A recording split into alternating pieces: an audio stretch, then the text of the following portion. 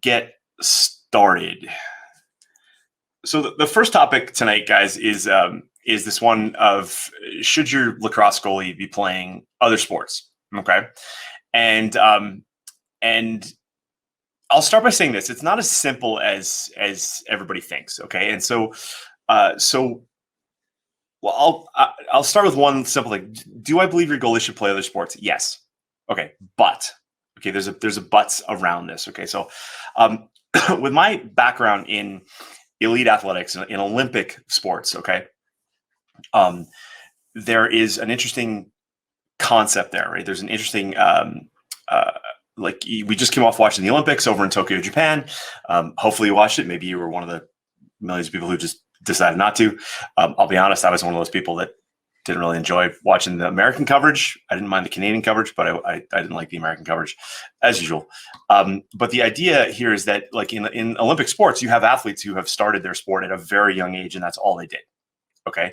That's all they've done. And so you have early adaptation sports like gymnastics. That's one in particular. On the winter side, you would have like figure skating. But then you have athletes that transition sports. So interesting story. So in Canada, there's a bank called RBC.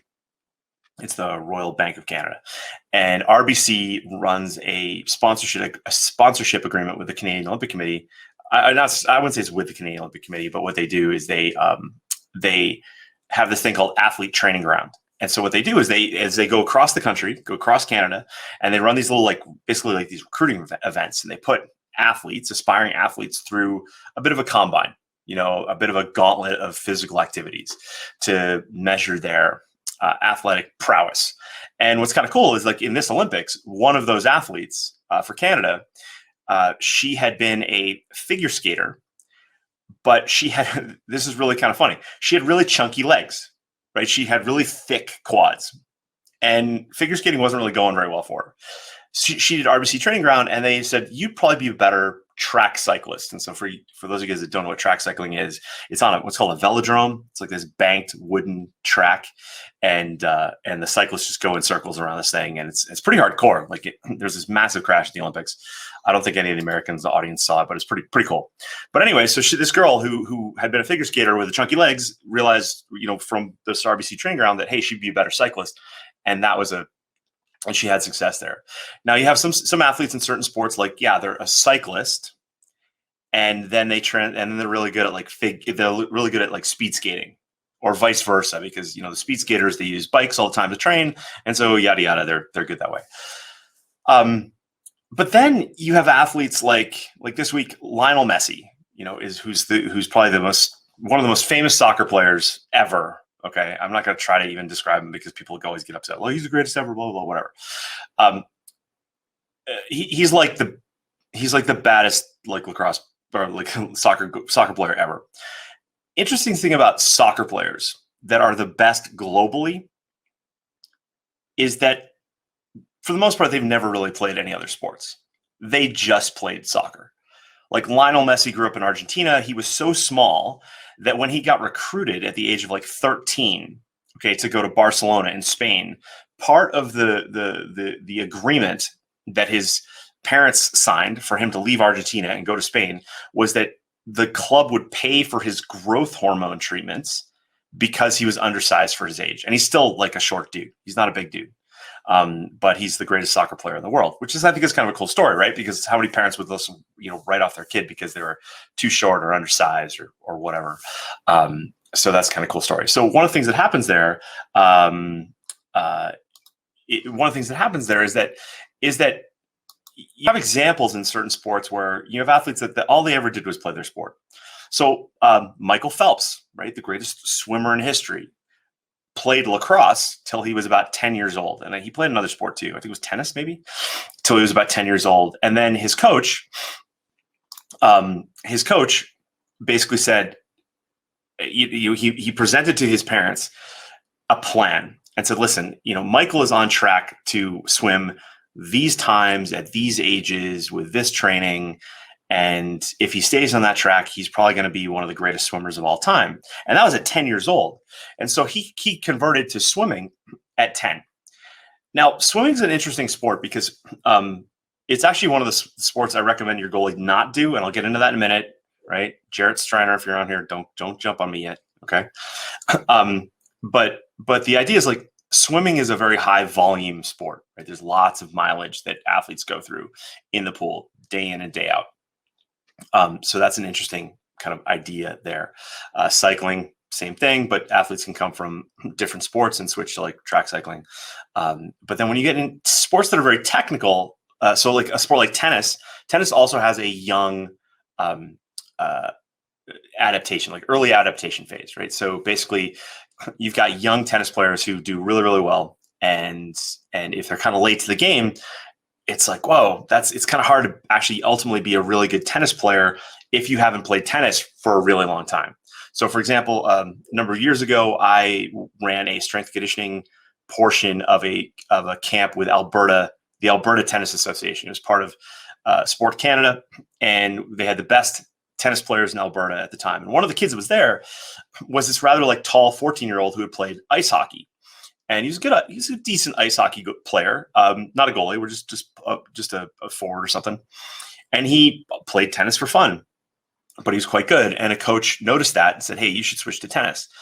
However, at this camp at 14 years old, the coaches were talking about how like, okay, listen, he's good, but he's also very rough because he hasn't been playing a high volume of tennis at an age of 14. Okay. So one of the things I want to share with you guys is just this concept of volume. And this always really fascinates me. And I wrote about this a little bit in my book, in an athlete's guide to winning in sports and life, which is on Amazon. And if you don't have a copy, I hope you will grab a copy. And can I pull it? Oh, there it is. There's my screen, right there. Okay. So a little pitch for me. There's my book. But the idea here is that we need to have in certain sports, you need to have early adaptation and lots of volume.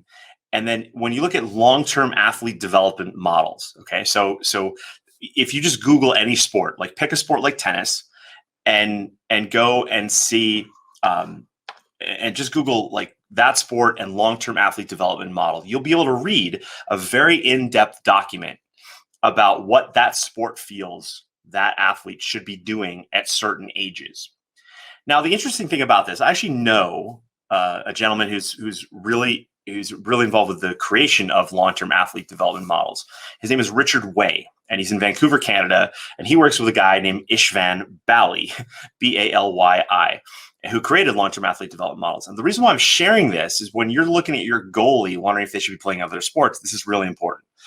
Okay, so the idea with the long-term athlete development model, when it was developed ages ago, was that an athlete at a young age should have a variety of sporting activities with which to develop a well-rounded athlete.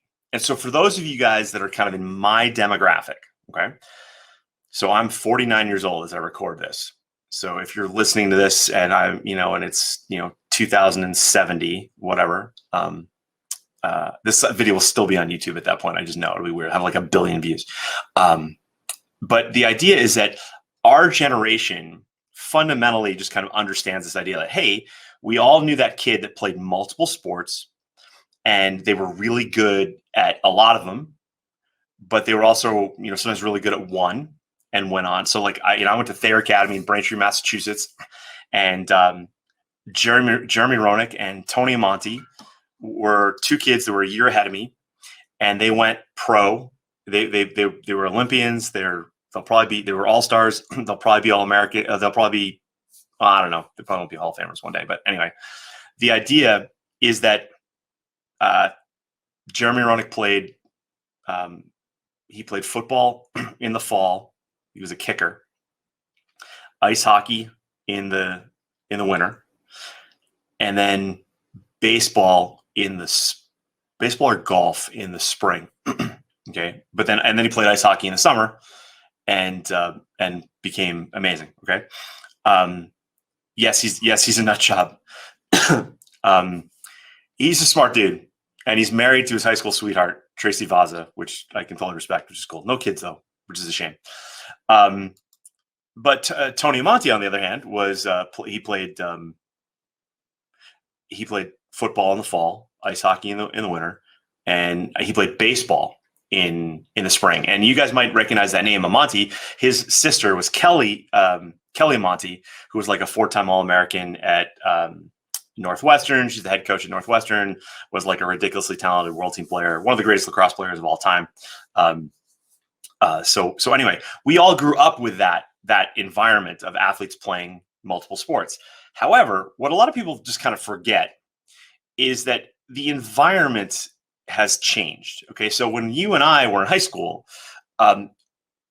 sports was part of school typically, right? We would roll out of school after class at like 3:00, go down to the locker room, get changed, head out to the field, play for a couple hours, right? And then we go in, get changed, go home, have dinner, do our homework, go to bed, right? So we didn't really have that club team offering. We didn't have that ability to really play our sport all the time. Like it was kind of, in the summer, you picked up one of your favorite sports, like maybe it was soccer, maybe it was lacrosse, maybe it was hockey. And you played in the summer again. But then when school season rolled around, you went back to that, 3-sport athlete thing, right? So that was cool. And so I bring that up though, because what has happened now with the overall demand of sport, okay? And so this started about in 2000 when youth sports conditioning really took off. The business, so we had personal training kind of hit in the late 90s, and then we started getting specific, and we had youth sports conditioning programs in the early 2000s. And I was actually part of that. I ran a business called Marketing Tips for Personal Trainers. and so I saw that the rise of that. And so now your kids could do their sport, but then they could actually go to a strength and conditioning coach or one that dealt with like movement and mobility and all that stuff. And then now we had that as an option to supplement our athletic selves. Okay. So, and then with the explosion of club teams and travel teams and all sorts of sports, not just lacrosse, but all sorts of sports. I think basketball was the first big one with the AAU. That's still around, but it was this idea that, okay, you could now play your sport year round. And that's where I go back to kind of thinking about like Lionel Messi growing up in Argentina, or any of the South American soccer stars. They grew up, they weren't going like, oh, I really must develop a multifaceted athlete and play a different sport. Sometimes they did, sometimes they didn't. That was more a North American thing, but also you'd have like in Europe, for example, you'd have like ice hockey players who also played soccer, and then because you see those guys like warming up in the hallways before a hockey game now, and they'll be kicking around a soccer ball and stuff like that, or volleyball or something along those lines. But overall, the environment that we have, especially in North America, is this idea that you can play lacrosse year round. And what that causes then is this fear of missing out syndrome, like FOMO syndrome, right? Fear of missing out. It's like, okay, you played with your high school team, and then, maybe your high school coach is also the club team coach, and they really want you to play, and you feel that political pressure. And then the fall rolls around, and man, you really want to play football, but then there's like some more lacrosse because the high school coach is doing something in the fall, or maybe he's the football coach and he really wants to play football. Right? There's that too, right? There's always these political pressures and things like that you have to really understand.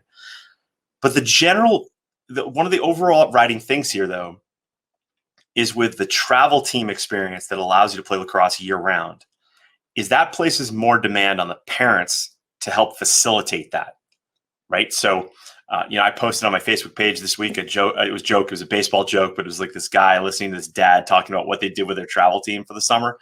And it was pretty funny because, it's like, yeah, we were going to drive up to New York, and then we're going to take a plane down to Florida, and then we're going to take like a boat over to Cuba. Like it was funny, but it just goes to show you that to facilitate all those things, okay, mom and dad are more involved in that.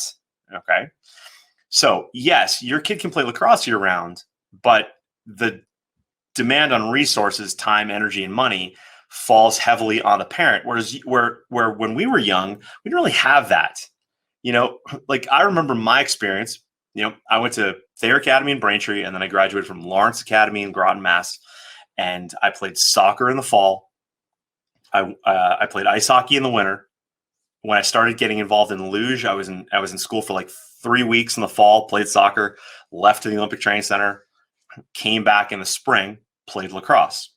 In the summer, I'm training, playing lacrosse.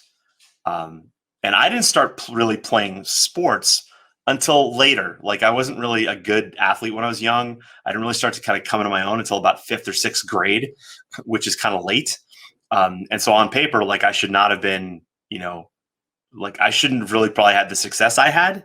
And I don't say that to brag or anything. I'm just saying like, on paper, a lot of people start early and think, okay, great. But you got to think of this. You've got a physical ability, you've got a technical ability, and you've got a tactical ability. The thing about lacrosse that makes it really interesting is that it's got a high technical ability, kind of like a sport like tennis, kind of like if you were a pitcher. Okay, like pitchers have to develop like all this flexibility in their arms and their shoulders. And I've seen this happen where kids come late to the game in lacrosse in the field, not a goalie. And they may be good athletically, but then they kind of struggle with that technical aspect of the game, the stick skills. They can get it. And there's examples of kids who do get it, right? And there's examples of kids, like I remember sitting in the stands at one of the top recruiting events in Maryland a bunch of years ago.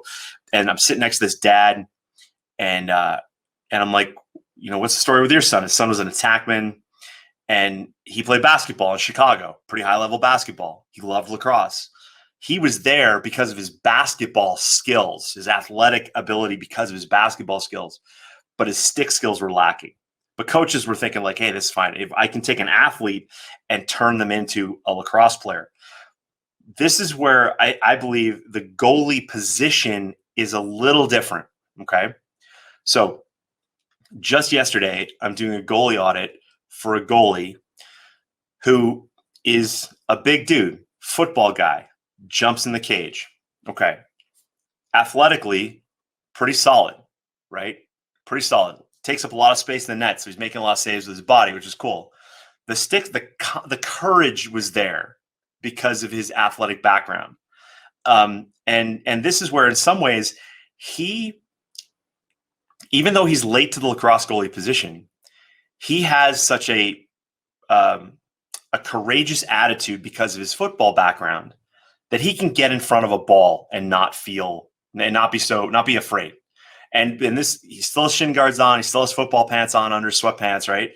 But he's getting there. And so I would say that in this particular case, that kid he's ahead of the game in some goalies same age, but he's behind them in their technical ability, meaning like the mastery of the stick, right? And understanding the wiring of how to move to the ball.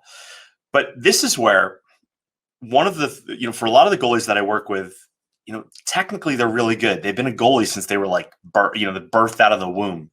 They only ever wanted to be a goalie, but they're weak physically, right? They're weak physically.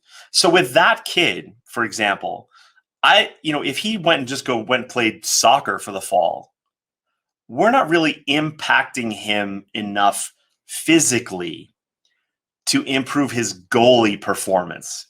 And that's because like you're all here for lacrosse goalies right now. So the focus is they want to be a good lacrosse goalie. Maybe they want to play in college. Maybe they want to change the game, right? Then we've got to look at their physical ability. And so the question there is, by playing another sport, will that impact their physical ability enough to improve their lacrosse goalie game? Okay. So with that question in mind, when you think about playing other sports, that's where you have to start, in my opinion, is like, if you're going to go do something else, is that going to help them for the lacrosse goalie position? All right. Now, the other question that kind of comes up a lot is like, oh, I want my kid to play other sports because I want to avoid burnout. I want you to stop.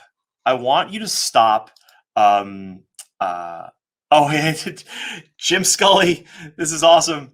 Finally, you made one. Everybody, I want to introduce you, if you're on Facebook and you look in the comments right now, Jim Scully. Okay. And Jim, we haven't talked yet. And it's probably going to be next week till I can get a hold of you. But Jim Scully was the assistant coach at Lawrence Academy when I transferred there from Thayer Academy. Okay. And so I'm a little bit of a diversion here, but I just want to share this story.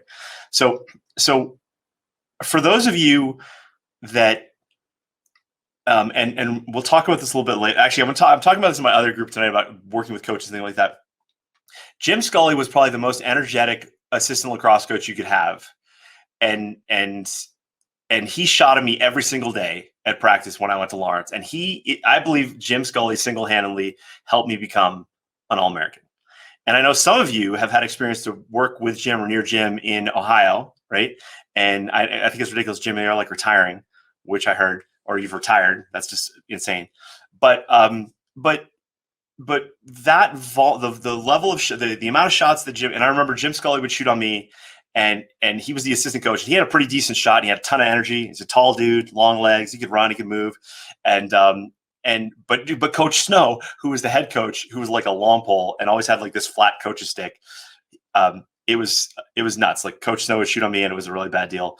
But Jim, Coach Scully, Mr. Scully, hands down, one of the biggest things that helped me become an All-American when I went to Lawrence Academy. So I would head off for the winter. I would go do luge in Europe. I'd come back in the spring, roll in, and we'd be practicing in the hockey rink at Lawrence when they took the ice out of it, and then we'd roll into the spring season, and we would get trounced by teams like St. George's and whatever. But every day I could look forward to having a guy like Jim shooting on me, and I just really appreciate that. And now we're all like 106 years old, Jim. So it's I can't believe we're this old and we're still talking about lacrosse, right? So that's really, really cool. So Coach Scully is still great. He's been the biggest inspiration to my 2028 goalie son. Love that. All right. Jim Scully, you would get pissed if I didn't shoot on you as hard as I could. That is true. That is true. And, that's a little attitudinal thing, guys, before I kind of just get back on the topic here. But like attitudinally, I wanted more out of my coaches every day and out of practice. And I think if your goalie can start looking for those types of demands, like, and they're starting to push those envelopes, and, then that's really going to help them, that's a sign of what to look at. And so Jim, I'm so glad you're here. I'm so glad you're listening. That's really cool. I really appreciate that. So we will have to talk soon. Okay. This is really, really good. I'm going to wrap this back into the topic, though, because that idea of of attitude and burnout. Okay. A lot of parents, they've heard this burnout words, and it's just been overused, in my opinion. It's one of those words that it's lost its meaning. And again, I've said this before, a lot of times it's not your athlete that's burned out, but it's the parent or parents, because the parents are going like, Jesus Christmas, like we've been playing lacrosse all year. I saw some of your Facebook posts this last week, people going like, we finally had a weekend off. It's like August, and you're like, I finally had a weekend off. Like, we're sitting on a beach somewhere. That's why I said, post in the group, like, what are you doing this weekend if you're not playing lacrosse? And we saw kids fishing and kids on the beach and kids playing golf and doing stuff. And that's awesome, right? But sometimes the burnout question is not about the kid, but it's about the parent. Okay, so you got to be aware of that, because I don't believe in the word burnout, but I do believe in the word under-recovered. And when you look at those long-term athlete development models in other sports, you will learn that like a 10-year-old tennis player should be having like 20 hours, 25 hours a week of tennis. All right. And parents will go like, oh my God, that's too much. For who? For your athlete or for you as a parent? Because then you've just got to be aware of how you're actually thinking about that. All right. So the idea here is that based on your resources, time, energy, mom, dad, time, energy, like, are you getting late every once in a while? Like, are you having a good dinner together? Are you getting some nights out? Like, come on, man. Time, energy, money, right? Money. And money's a massive stressor to mom and dad. Okay. So the idea is you got to think about like, okay, am I just shifting gears for my athlete because I'm trying to find the thing that's going to help them improve? Or am I just looking for a break? Like, oh my God, I hope she just plays soccer at school this fall so I don't have to drive them anywhere. I get it. Okay. But if you're thinking like strategically, athletically, lacrosse goalie specifically, maybe you should just enroll them in a local strength and conditioning program, right? I can't tell you how many times I give that to advice to Lacrosse Goalie University members. People join Lacrosse Goalie University membership. They want coaching. And I'm like, you don't need any of me right now.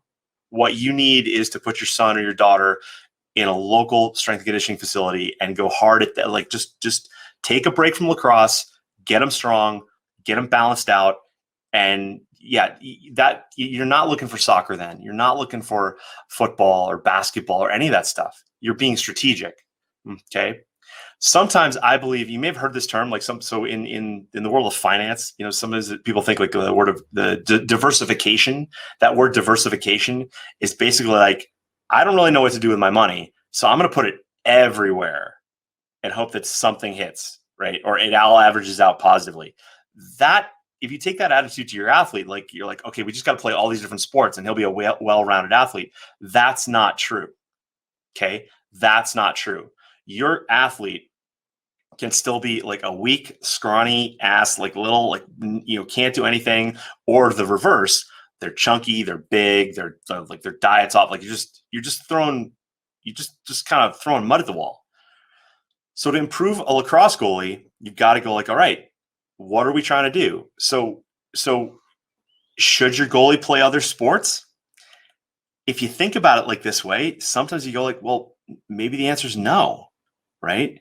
Because if your athlete is old enough, like let's say your athlete is like, 14 years old, right? And you're going into high school, playing multiple sports, you might meet different kids, you might socialize better, things like that.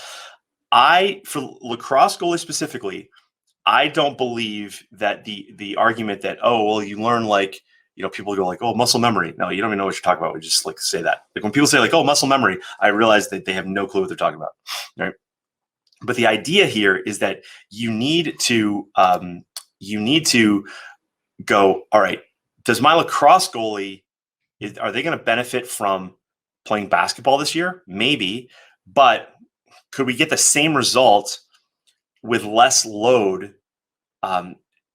in like a strength and conditioning facility, and then putting the stick away for a little bit? Because I remember every time I came back in the spring and Coach Scully would shoot on me and I hadn't picked up lacrosse stick in 6 months, I had a little bit of that nervousness, like, oh my God, am I going to remember how to do this? And I believe that nervousness, when you put the stick away and do something else, okay,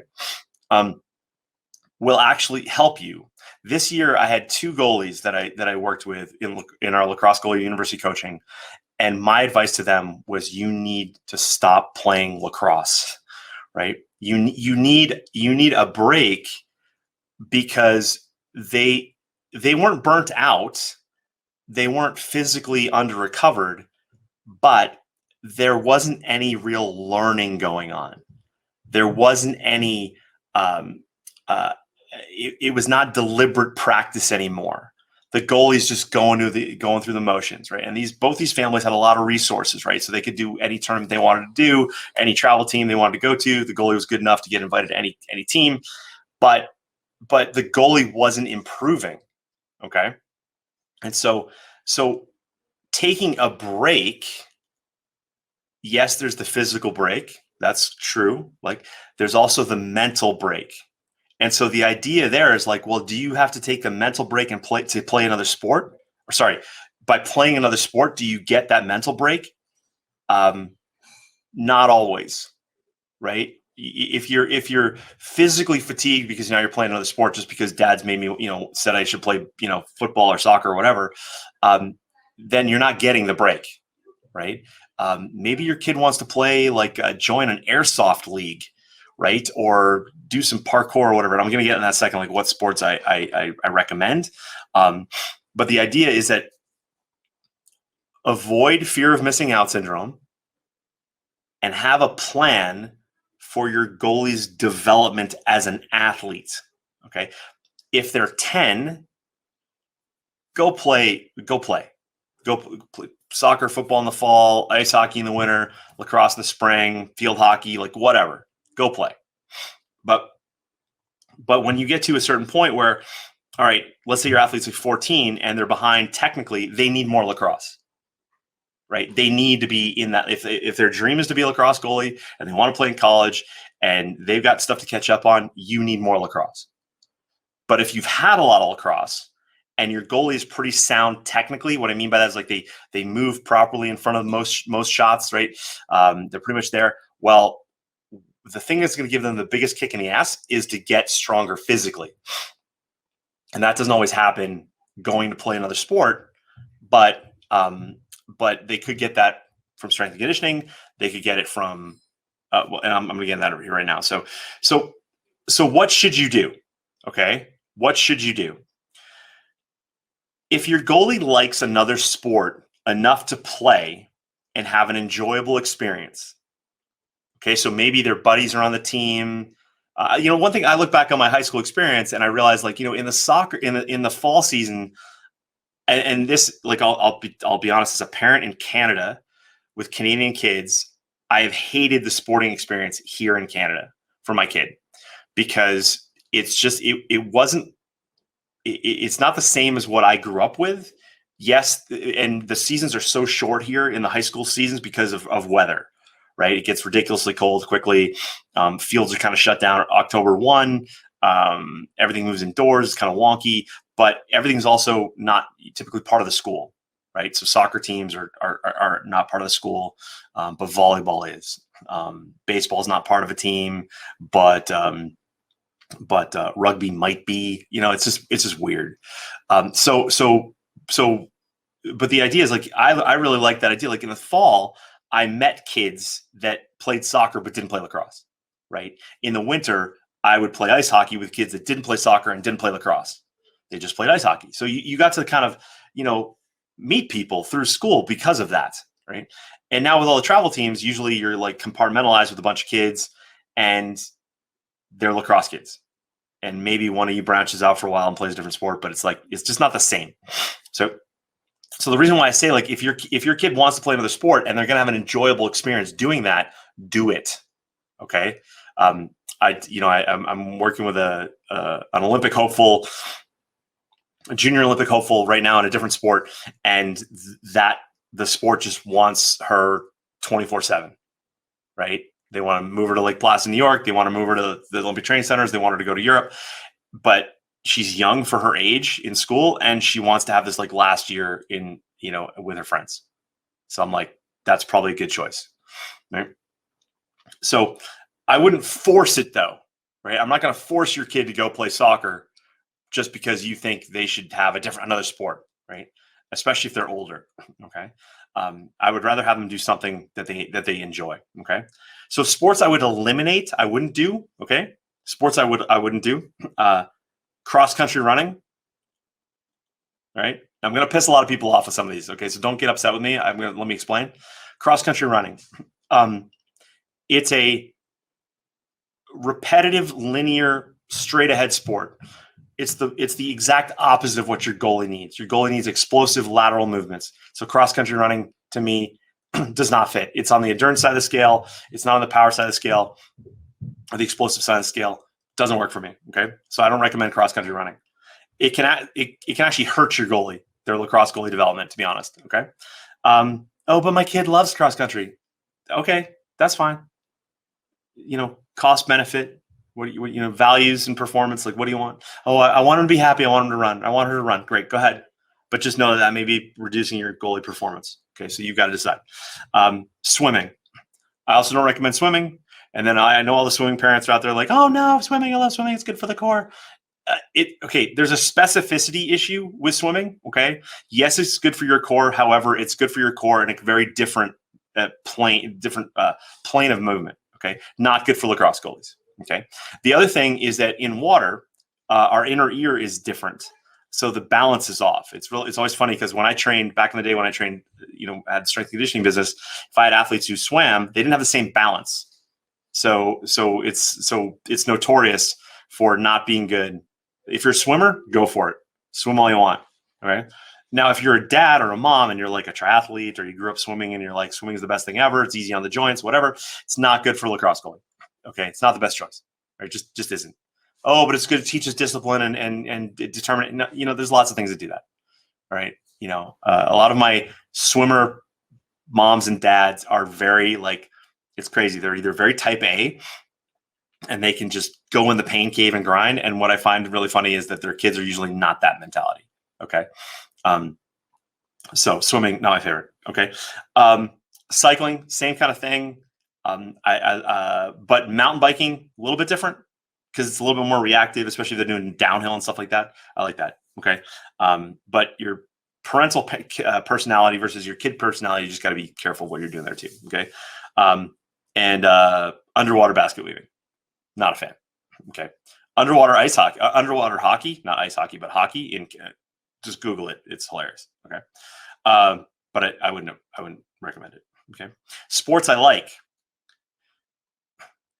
Gymnastics, right? Or parkour. Parkour is just kind of the cool boys version of gymnastics. I like that. Wrestling, like that. Strength and conditioning work, love it, because you can be very specific to benefit your athlete. Tennis, like it. Basketball, I like it. Football, I like it, but I don't like the concussions. All right. So a lot of times my goalies who have a football background, or my girls who have a rugby background, and they're used to like squatting and getting low, and they're usually fantastic. And tennis too, they're fantastic. They've got good hips, right? And with good strong hips, they can be a good lacrosse goalie. And they're usually a little bit more comfortable with like the contact, so the ball isn't as abusive to them, as opposed to if I got a goalie who's like I don't know, like just a different sport. So I like those. Now, are there others? Yes. I can't list them all here. Ping pong, sure. Badminton, yes. What's that? Paddle ball, the old people tennis thing that now the young people like.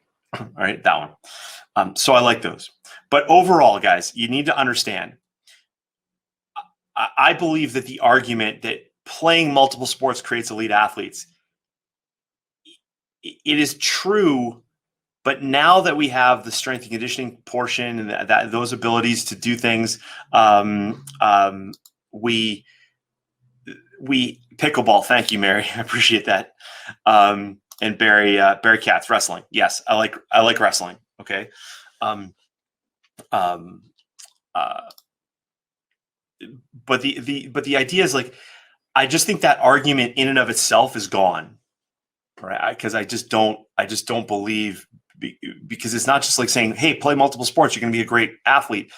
No, they have to mesh, right? First they have to mesh, and then they have to help the one that you want to do the most. Now, yes, there's always athletes that kind of come out of things and they've got like multiple sports, and you always hear about those guys that like, oh, he's Tom Brady, right? Like signed a baseball contract, but became a football player. Well, no shit. Like he's throwing, right? It's like kind of the same thing, right? But you wouldn't hear like Tom Brady also was a swimmer, right? Just as an example, or Patrick Mahomes, same thing. Okay, so you have to be strategic about what it is you're going to add to that, because I don't believe that the burnout conversation really meshes anymore, because it's not about being burned out, and it's about being under recovered. But then when you look at the volume of what athletes should be able to do at certain ages, you realize the volume of what they're capable of is a lot higher than you've probably, believed in your household, because of the resources that you have in your household. Like, so for me, in the summers, I played lacrosse and ice hockey, and I was training at the Olympic Training Center to be an Olympian. In the fall, I did soccer and I worked out in the weight room. And then in the winter, I went off to Lake Placid. I played ice hockey. I did luge, came back in the spring, played lacrosse, played ice hockey. And so the volume is high. And a lot of parents think like, oh my God, that it's all too much. It's so too much. Listen, if you're saying that every day, guess what it's going to be for you? Too much. But if you start realizing like, no, okay, I get it. Like, last week, last month, your volume was this many hours of your sport per week. And then it ramped up. And then it ramped down, and then ramped up again. Like, it's just volume, right? And so that's a training term that a lot of parents just don't even understand, because they're exhausted. Okay, so keep that in mind. Debbie, what about tap dancing? It's been a joke, but maybe for footwork. Debbie, that's that's a legitimate question. Okay. However, we don't need fast feet under our hips, right? We don't need feet moving quickly under our hips. We need our hips, our body moving over our feet. And so it's a little different. It's a little different. And so, my sister-in-law is like a big Irish step dancing fan. And I'm like, that doesn't, when you actually look at what muscles like we're trying to train, tap dancing doesn't hit it enough. Okay. It doesn't happen enough. Same thing true with ladder drills, right? I've got a Lacrosse Goalie University video going in for our members, just explaining a ladder drill that I'm just like, this is a waste of time for this kid. So that's a good question. But it's not the type of footwork that we're looking for, if that makes sense. Okay. But if your kid loves it and it's like, oh my God, it's a dying art and I love it and I've fallen in love with all these amazing tap dancers down the line, it's just like, I want to be on Broadway. Well, again, it's values and performance. Like, what do you want? Does he want to be a collegiate lacrosse goalie, or does he want to tap dance on Broadway? Like, or she, sorry, like you either one. Okay. So that's really, but thank you, Debbie. Yeah, that makes sense. Okay. Barry Katz writes, my son was a lacrosse player who played football and basketball. The weeks between seasons were his worst. The weeks between seasons were his worst. What do you mean, Barry? Just like overall, like just like being lethargic, like not, missing that physical activity? Or are you talking about lacrosse in specifically? Because those sports are all very complementary, right? That, the football stance feeds the basketball stance feeds the lacrosse stance, right? They're very similar, right? Like soccer players, for example. So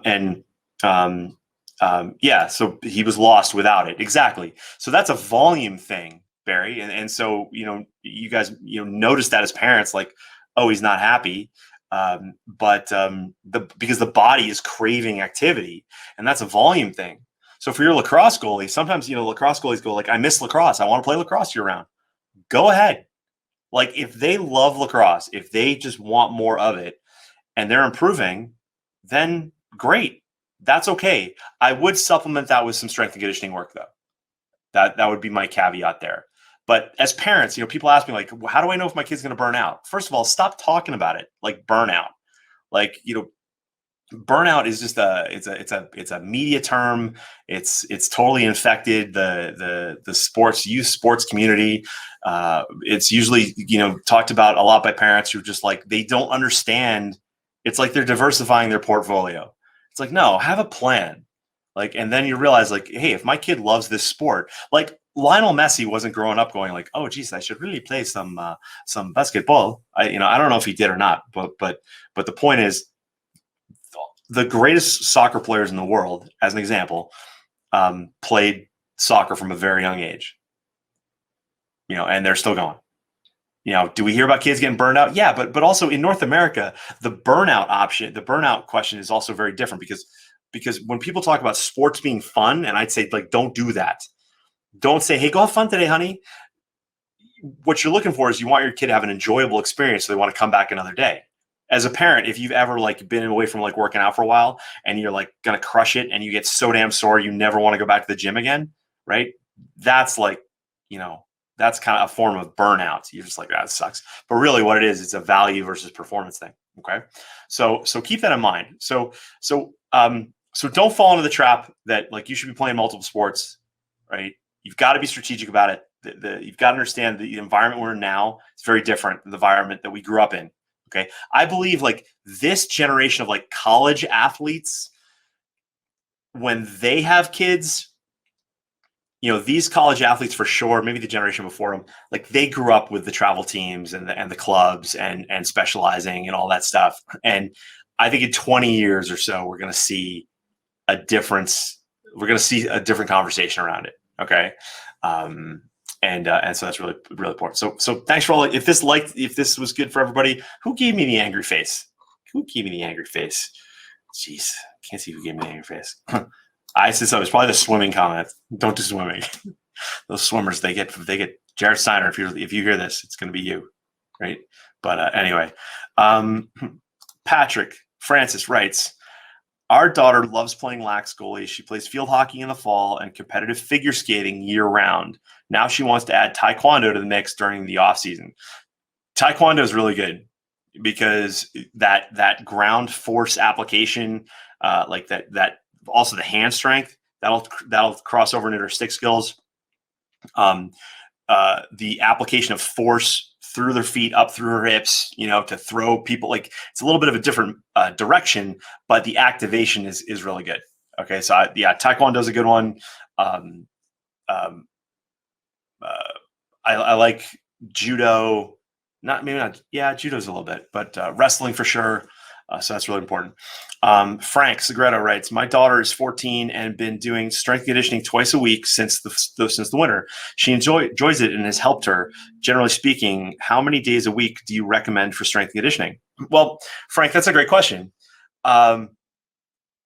It's all about volume, right? So just for some perspective, so I'm 49 years old. So when I went to Lake Placid for the first time when I was 15, I learned what it means to be a full-time athlete, right? So I go to the training center and I was supposed to stay for 2 weeks. I stayed for 5.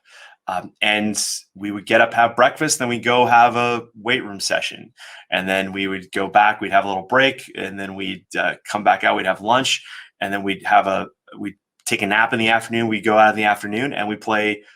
We do something like an activity for 2 hours, right? Maybe it was a soccer game. Maybe we were rock climbing. Maybe we were doing whatever. We'd go back. We'd have dinner.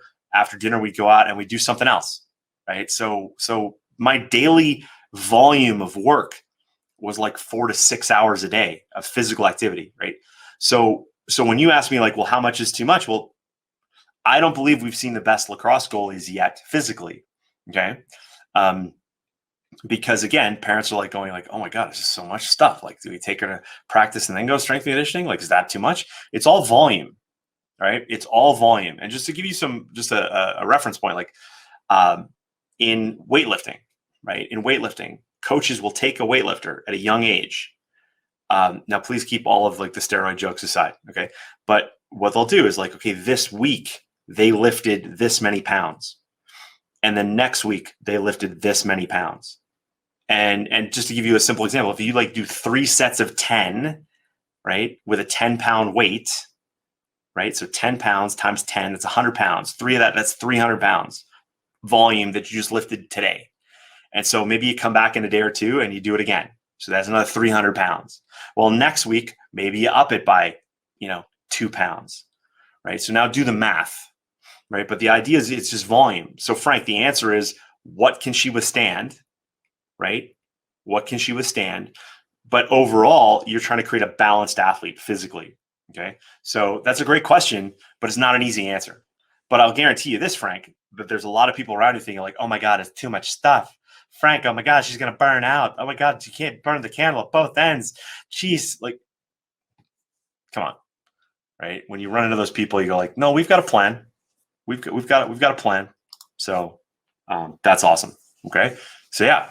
And at 14, Frank, especially for girls, we're worried about Q angle. We're worried about knee strength and stability. So we want to make sure that's there. Like I had some lacrosse goalies go down this year, girls, because in my opinion, probably just playing too much lacrosse with not enough balance. So I, the strength and conditioning work that she's doing, I want to have like a tennis athlete focus, right, with her. And I also want her to get her ridiculously strong at her hips and her knees. Okay. So that she's bulletproof. Okay. But that's awesome, right? Great. You answered the hard question well. It varies. Yeah, it does. It does vary. So, and as parents, like if your kid is happy and they're eating well and they're smiling in the house and they're not calling you like bad names, they're probably good with the volume. Okay. But if they're unhappy, if they're sleeping all the time, if they're a grumpy SOB, probably can taper things a little bit. Okay. All right. All right, guys, thanks for watching and thanks for listening wherever you are. Do me a favor, hit the like button if you like this, and be sure to subscribe if you haven't already. When you're ready, head on over to lacrossegoalieuniversity.com/coaching so I can work with you and your goalie. And while you're at it, check out athletespecific.com to learn more about mental performance and high performance. You may not know this, but I work with athletes in a variety of sports. Lacrosse is my love, but man, I love athletes and the families who support them. So head on over to athletespecific.com, check it out, and I'll see you in the next video. Cheers.